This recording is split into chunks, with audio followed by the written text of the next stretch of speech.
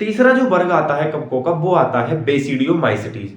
हमने एस्कोमाइसीटीज के बारे में इससे पहले पढ़ा, अब आता है बेसिडियोमाइसीटीज, और बेसिडियोमाइसीटीज के बाद आएगा ड्यूटेरोमाइसीटीज, उसके बारे में भी पढ़ेंगे। ना बेसिडियोमाइसीटीज के बारे में पढ़ेंगे सर, मेरे हिसाब से तीसरे नंबर का वर्ग है, और मैं हेडिंग लगा देता हूं बेसिडियोमाइसीटीज। माइसीटीज क्या लगाएंगे?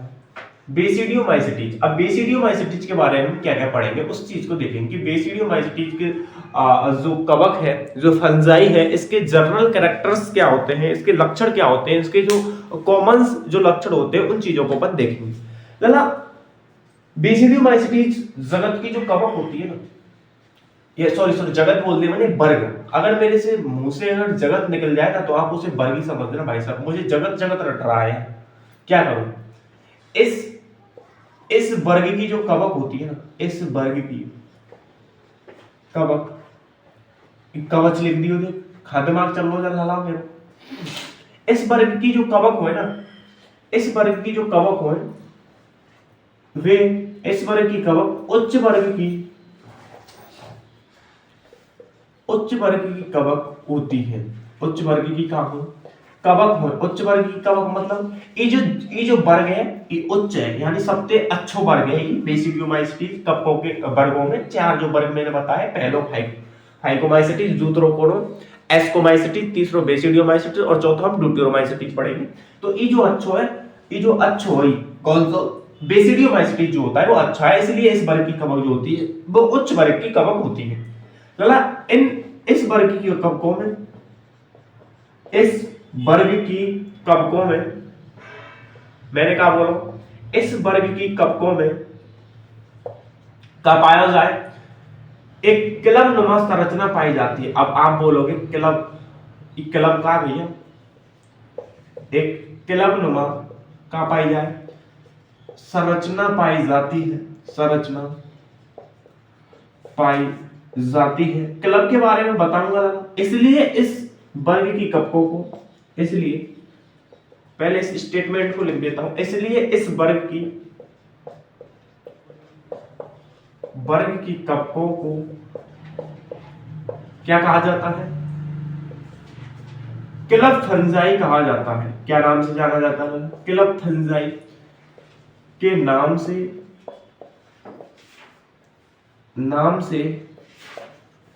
जाना जाता है। इतनी सी बात डन है, इतनी सी बात डन है। अब लगा, अब पूरा जो बेस है ना, या लाइन को जो पूरा बेस है ना वो यहाँ पे है, क्लब पे, कि क्लब नुमा संरचना पाई जाती है, और इसलिए इस वर्ग की कवकों को क्लब फंजाई के नाम से जाना जाता है। पूरा बेस या लाइन पे भैया, या शब्द पे, एक क्लब पे। अब ये क्लब कहाँ हो, या चीजें मैं समझा रहा हूं कि क्लब कहाँ हो, या क्लब को मतलब कोई ऐसा ना कोई कमरा हो, रेस्टोरेंट हो, ऐसा ना भैया। या क्लब को मतलब है, आपने देखो हो, पहला तो एक उदाहरण के बारे में बता दूं, या को जो उदाहरण है ना, या बेसिडियोमाइसीटीज को वो है अगेरिकस। और अगेरिकस से हम हिंदी में कहते हैं मशरूम। अगेरिकस से हिंदी में क्या कहते हैं लाला? मशरूम। अब मशरूम आपने सबने देखी होगी, कैसे देखी होगी लाला?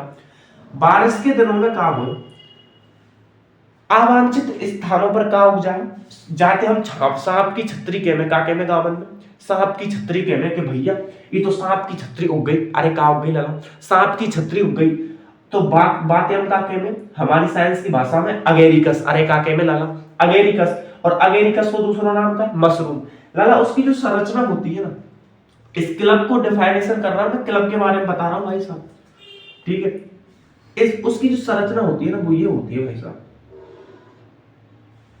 उसकी जो संरचना होती है ना,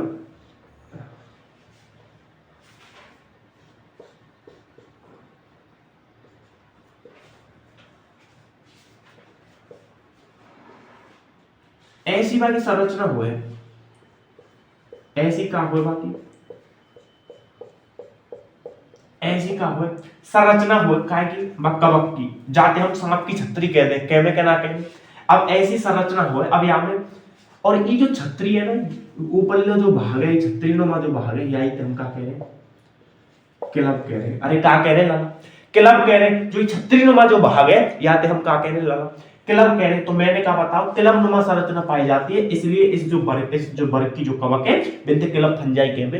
तो आपको इस लाइन से अंदाज लग गया होगा, और अंदाज क्या लग गया होगा कि इस वर्ग में आने वाली सभी जो कवक होती है उनमें ऐसी छतरी पाई जाए, है ना, पाई जाए कि ना पाई जाए ना। या लाइन को मतलब सीधो सीधो ये तो मतलब है कि क्लब फंजाई के नाम से जाना जाता है, यानी कि या मशरूम में नहीं, अगेरिकस में नहीं, इस वर्ग में जितनी जो कवक आ रही है उन सारी कवकों में क्या पाई जाए, छतरी पाई जाए। और छतरी हम क्या कहते हैं, क्लब कहते हैं। अरे क्या कहते लाला, या ऊपरली ऊपरली छतरी देख के खाली खाली क्लब कहते हैं ना। माने तो स्क्रीन पे तो मैंने चित्र दिख रहा होगा, दिख रहा होगा ना, दिख रहा लाला, जो स्क्रीन पे चित्र दिख रहा हो ऊपर दिख रहा होगा, देखिए छतरी नुमा संरचना यहाँ पे क्लब कह रहे हैं। क्या कह रहे हैं यहाँ पे, क्लब कह रहे हैं। दिख को इतनी सी बात जब डन है आपकी, इतनी सी बात जब डन है तो क्लब को मतलब आपकी समझ में आएगा के ना आएगा, क्लब को मतलब समझ में आएगा, इतनी सी बात। तो इस वर्ग की जो कवक होती है उन्हें क्लब फंजाई के नाम से जाना जाता है। अगली जो बात आती है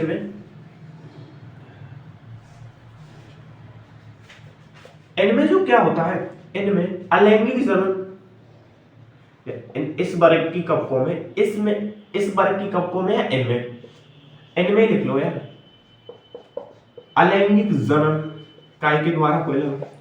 इस वर्ग की कवकों में अलैंगिक जनन जो हो रहा है ना, इस वर्ग की कवकों में अलैंगिक जनन किसके द्वारा हुआ ना। अरे बच्चा किसके द्वारा हुआ, बीजाणु किसके द्वारा होता है, बीज विखंडन विधि द्वारा होता है। इस इनमें अलैंगिक जनन विखंडन, ऐसे लिखना, विखंडन विधि द्वारा होता है, विखंडन विधि द्वारा होता है। इस वर्ग की जो कवक है उनमें विखंडन विधि द्वारा क्या है, अलैंगिक जनन है। और विखंडन विधि द्वारा जब अलैंगिक जनन हो जाए तो अलैंगिक जनन के दौरान, अरे किसके दौरान लाला, अलैंगिक जनन के दौरान, अरे प्यारे बच्चा अलैंगिक जनन के दौरान, किस जनन के दौरान, अलैंगिक जनन के दौरान क्या बने। अब भाई जनन है, और मैंने आपको पहले बताया था कि अलैंगिक जनन जब जीव करे तो हम अकेलो जीव भाग ले, और जब लैंगिक जनन करे तो हमें दो जीव भाग लेंगे। इतनी सी बात मैंने आपको फर्स्ट लेक्चर में बताया था, मैंने इस चैप्टर के फर्स्ट लेक्चर में बताया था कि अलैंगिक जनन जब होगा तो उसमें केवल और केवल एक जीव भाग लेगा, और लैंगिक जनन यदि होगा तो उसमें दो जीव भाग लेंगे। फॉर एग्जांपल मैं अमीबा की बात करूं, यदि अमीबा जनन करेगा, यानी जनन को मतलब है, जनन का मतलब क्या है, आप जनन पढ़ रहे हैं, जनन का मतलब क्या है, जनन का मतलब है कि जीव जो है ना, कोई जीव है और ये जीव जो है अपने समान ऐसे जीव बनाना चाह रहा है, अपने जैसे जीव बनाना चाह रहा है, या जीव के द्वारा अपने समान जीव जब प्रक्रिया बनने ना, वो प्रक्रिया जनन का है, वो प्रक्रिया जनन। तो ये तो स्पष्ट है वो कि ऐसी प्रक्रिया जिसके दौरान जीव अपने समान संतति उत्पन्न करे, हाँ या ना, करे के ना करे, यानी कि संख्या में वृद्धि कर रहा ना कर रहा अपनी में, ला ई पिता है या के दो बेटा है, लाला ये जनन करेंगे, ये बना लेंगे, या अपने जैसे बना लेंगे, ये जनन करेंगे, तो अपनी संख्या में वृद्धि करो। तो जनन वो प्रोसेस होती है जिसके द्वारा अपनी संख्या में वृद्धि की जाती है, यानी कुछ बनता है। भाई ई जनन कर रहा हो तो ये क्या बने, यानी जैसे दो जीव बन गए क्या ना बन गए, तो जनन के दौरान कुछ तो घटित होता है। और क्या घटित होता है, जीव बनते हैं, हाँ या ना, बने के ना बने, अरे लाला बने के ना बने। तो मैंने कहा कि अलैंगिक जनन विखंडन विधि के द्वारा होता है, और अलैंगिक जनन के दौरान क्या बने, लाला मैंने कही जनन के दौरान कुछ बनता है, और यहाँ में अलैंगिक जनन ही हो, तो अलैंगिक जनन के दौरान क्या बने, वो बीजाणु बनते हैं। अरे क्या बने, बीजाणु बनते हैं, अरे क्या बने लाला, बीजाणु बनते हैं। और इन बीजाणुओं को, अरे बच्चा क्या बोलो मैंने, और इन बीजाणुओं को लाला, और इन बीजाणुओं को क्या कहते, और इन बीजाणुओं से क्या कहते, बेसिडियम कहते हैं। अरे क्या कहते हैं लाला, बेसिडियम कहते हैं। और बेसिडियम जब इन बीजाणुओं से कहते हैं ना तो घपलो हो जाए, और घपलो का है जाए वो ये है जाए कि इन बीजाणुओं को जो नाम है ना वो बेसिडियम रख दियो, और बेसिडियम के आधार पर इस वर्ग का नाम जो है वो बेसिडियम माइसिटीज रखा। इतनी सी बात है गई, इतनी सी बात जब डन है गई, क्यों है गई भाई, इन बीजाणुओं को जो नाम है, इन बीजाणुओं को जो नाम है वो बेसिडियम रख दियो, और बेसिडियम के आधार पर इस पूरे वर्ग का जो नाम है वो बेसिडियम माइसिटीज रख दी। इतनी सी बात डन है गई, इतनी सी बात जब डन है गई तो कवकों का एक लक्षण हो है कि ये लकड़ी की बेसिडियम माइसिटीज कहते हैं। ये कवक जो होती है, या इस वर्ग की जो कवक होती है, इस वर्ग की या एक कवक, ऐसे लिखना एक कवक। ये कवक जो होती है ये लकड़ी की अच्छी अपघटक होती है। अच्छी क्या है? अपघटक होती है। लकड़ी की क्या होती है? अच्छी अपघटक होती है। अच्छी का हो अपघटक को मतलब का है लला? लकड़ी ते ज्यादा प्रभावित होए का हो? लकड़ी ते ज्यादा का हो? प्रभावित होती है। इतनी सी बात डन है गई आपकी। और इतनी सी बात जब डन है गई तो इन कवकों के ऊपर ऐसे भी लिखना नहीं, आपका कॉन्सेप्ट जो है वो क्लियर हो जाएगा कि इन कवकों के ऊपर, इस जगत की कवकों के ऊपर ऐसे लिखना, सॉरी इस वर्ग की, मैं जगत बोल देता हूं, इस वर्ग की कवकों के ऊपर, इस वर्ग की कवकों के ऊपर एक छतरी नुमा संरचना पाई जाती है। पाई जा रही है ना पाई जा रही? ये देख लो चित्र में आपने, ऊपर छतरी नुमा संरचना पाई जाती है। छतरी नुमा संरचना पाई जाती है। छतरी नुमा संरचना पाई जाती है, इसलिए पाई जाती, जिसे हम क्या कह रहे हैं, छतरी नुमा संरचना किलव या क्या कह रहे, बेसिडियो को किलव या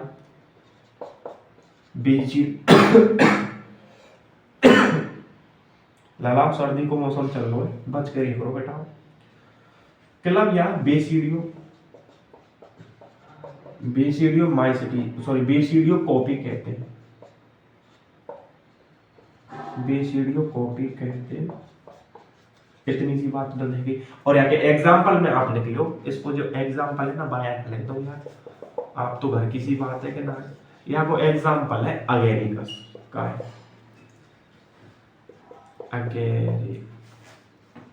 अगेरिकस। और अगेरिकस से हम क्या कह रहे हैं, हमारे मशरूम कह रहे हैं ना कह रहे। अरे बच्चा मशरूम कह रहे, और मशरूम को जो ये चित्र है आपको दिखाई दे रहा हो, स्क्रीन पे दिखाई दे रहा हो, देख लो मशरूम को चित्र दिखाई दे रहा हो स्क्रीन पे, आपको मशरूम को चित्र दिखाई दे रहा हो। ऊपर जो संरचना आपको दिखाई दे रही है जो गोल गोल सी, या सब क्लब या बेसिडियो कॉपी कहते हैं। केमे का ना केमे दोना केमे के ना के, अरे केमे। अगला जो वर्ग हम पढ़ते हैं वो पढ़ते हैं ड्यूटेरोमाइसिटी। और ड्यूटेरोमाइसिटीज वर्ग में आने वाली जो कवक होती है उनको हम क्या कहते हैं बच्चा?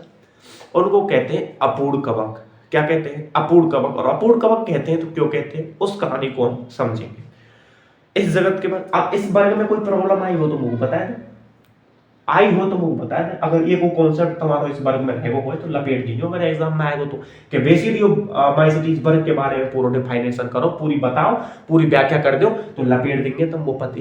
क्यों लपेट देंगे? क्योंकि पढ़ो तो होते तब ना हमारा, हाँ या ना? इतनी सी बात डर है आपकी। तो इस जगत के बाद हम दूसरा जगत पढ़ेंगे ड्यूटेरोमाइसिटीज। अरे कौन सा जगत पढ़ेंगे? ड्यूटेरोमाइसिटीज, है ना? ड्यूटेरोमाइसिटीज हम पढ़ लेंगे।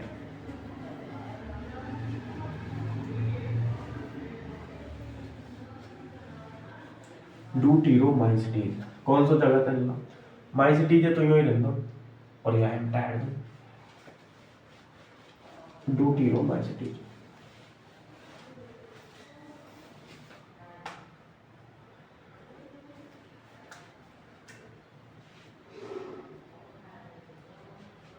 ड्यूटेरोमाइसिटीज के बारे में हम पढ़ेंगे। सारे में क्या पढ़ेंगे?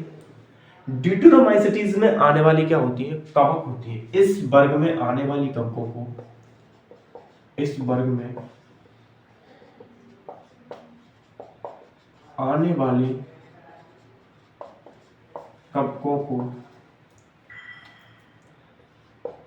वो एक चीज ध्यान आ रही है ना, वो आ रही है कि देख मैंने हवाले लेंगे पहले बताओ कि अलैंगिक जनन में एक जीव भाग ले में और लैंगिक जनन में दो जीव भाग ले में, और यहाँ में अकेलो ले में। तो अमीबा यदि जनन करेगा ना, तो अमीबा में जनन जो होता है अलैंगिक, वो विखंडन विधि के द्वारा होता है। विखंडन विधि क्या होती है? अमीबा की कोई शेप ना हो लगा, इतने को मैं बताया तो ये अमीबा मान के चलो, तो अमीबा जब जनन, सॉरी अलैंगिक जनन करेगा, तो हम अलैंगिक जनन विखंडन विधि को मतलब है एक में से दो अमीबा आ जाएंगे। ये आधो भाग है जाओ इसको, ये ऐसो आधो भाग है वो के ना है वो, और इत कोई आधो भाग है वो, ऐसे अलैंगिक जनन करे या अमीबा करे के ना करे। और मैं इतने को बता दूं कि हमारी साइंस में अमीबा जो है ना, अमीबा वो अमर है भैया। इतनी और मैं बता दूं नॉलेज के लिए लिख रहे ना, अमीबा जो है वो अमर है। और ये अमीबा जो है ना एक कोष के प्राणी है ना, एक कोष के प्राणी है। अमीबा एक कोष के प्राणी है और ये अमर और है। कैसे हुआ?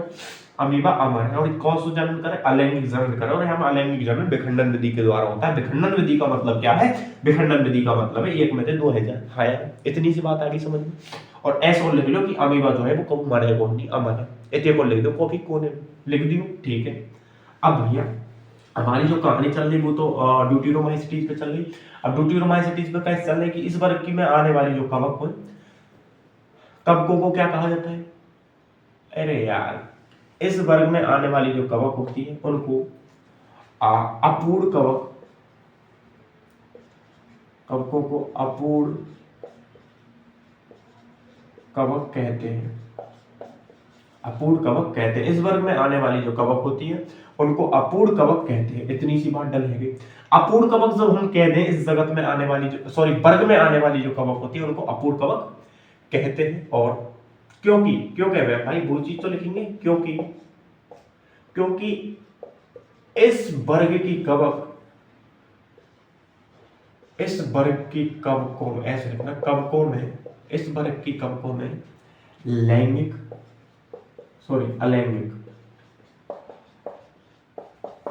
अलैंगिक व कायिक जनन पाया जाता है। कायिक जनन, ऐसे लिखना, कायिक जनन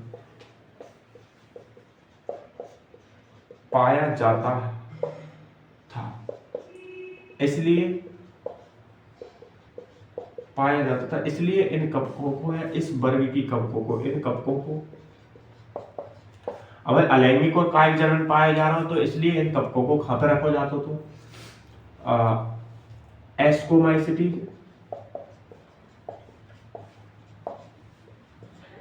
एस्कोमाइसिटीज तथा या बेसिडियोमाइसिटीज,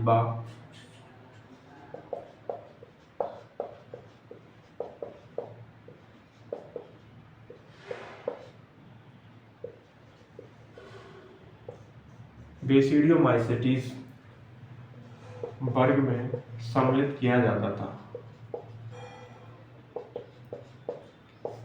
सम्मिलित किया जाता था। अब यह लाइन को मतलब का, यह लाइन को मतलब का लगा, इनमें पहले कौन कौन सा जनन पाया जाता, लैंगिक और कायिक जनन इनमें पाया जाता पहले। अब क्या होता है, वैज्ञानिक भाई साहब उन्होंने जब लैंगिक और कायिक जनन पाया जा रहा हो तो इसको किस जगत में, वर्ग में रख दिया, इसको रख दिया, या तो इसको किसी में रख लो यार, बेसिडियोमाइसिटीज में रख लो या फिर एस्कोमाइसिटीज में रख दो।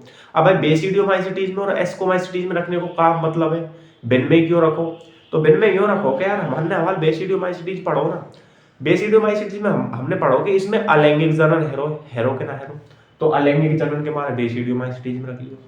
हमने पढ़ो एस्कोमाइसिटीज में है तो बाऊ में अलैंगिक जनन हो, लेकिन हम बेसिडियोमाइसिटीज की और बात करें तो बेसिडियोमाइसिटीज में अलैंगिक जनन जो हेरो वो बीजाणुओं के द्वारा नहीं हेरो, किसके द्वारा हेरो, बीजाणु विधि के द्वारा नहीं हेरो, वो हेरो विखंडन विधि के द्वारा। और यहां में कौन सा जनन और पाया जा रहा है, कायिक। कायिक जनन का मतलब क्या है, कायिक और विखंडन जो जनन विधि है ना वो मेरे हिसाब से शायद सेम है, इसीलिए इनको बेसिडियोमाइसिटीज और एस्कोमाइसिटीज में रखा, वर्ग में सम्मिलित किया जाता था। वैज्ञानिक भाई साहब ने खोज की और खोज करके क्या पता लगाया, खोज के चलते, खोज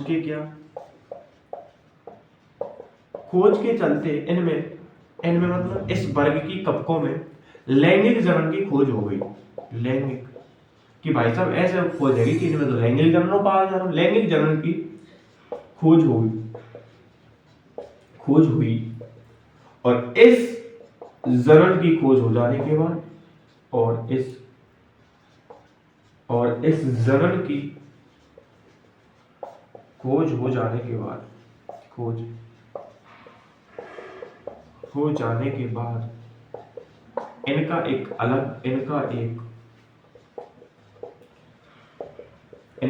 अलग क्या बना दिया, वर्ग बना दिया, इनका एक अलग वर्ग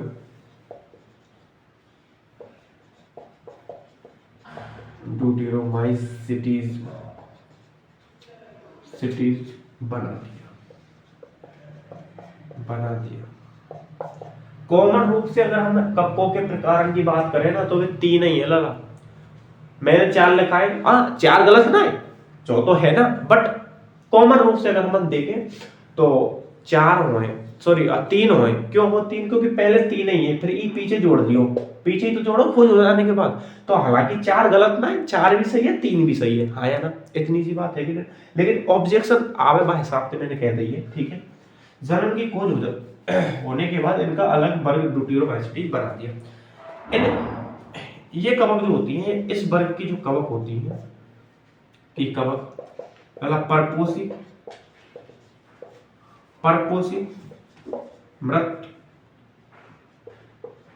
मृतोपजीवी, इस वर्ग की कवक परपोषी मृतोपजीवी होती है। इस ये कवक या इस वर्ग की, ऐसे लिखना यार, इस वर्ग की कवक, इस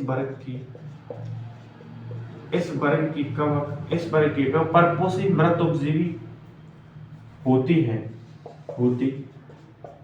इतनी सी बात डन है कि इस वर्ग की जो कवक है वो परपोषी और मृतोपजीवी होती है। लड़ा इनको एक एग्जांपल आवे, और वो एग्जांपल फॉर एग्जांपल के लिए अगर अपन देख ले वो आवे अल्टरनेरिया,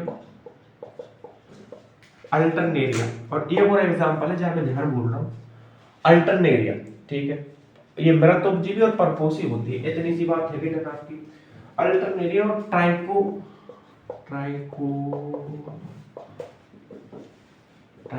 यही हुआ है शायद, और ये है कंफर्म आप कर लेना देख किताब में से, एनसीईआरटी में से। ट्राइकोर्मा ये होती है, परपोषी मृतोपजीवी ही हुआ है, ठीक है। इतनी सी बात डन है। इतनी सी बात जब इन कवकों में पाए जाने वाला कवक जाल, अब भाई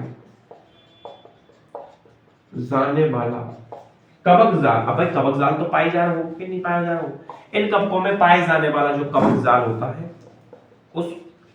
वह कवक जाल कैसे हो गए, पटीय होता है, ऐसे लिखना, पटीय होता है। और अलैंगिक जनन जब इनमें हुए ना, अलैंगिक जनन हैरो के ना हैरो भैया पहले ही लिख दियो, अलैंगिक जनन होता है। और अलैंगिक, और जब इनमें अलैंगिक जनन के दौरान, अलैंगिक जनन हैरो, और जब इनमें अलैंगिक जनन के दौरान, किस जनन के दौरान लगा, अलैंगिक जनन के दौरान जो बीजाणु बने ना, अलैंगिक जनन के दौरान जो बीजाणु बनते हैं उनको क्या कहते हैं, उनको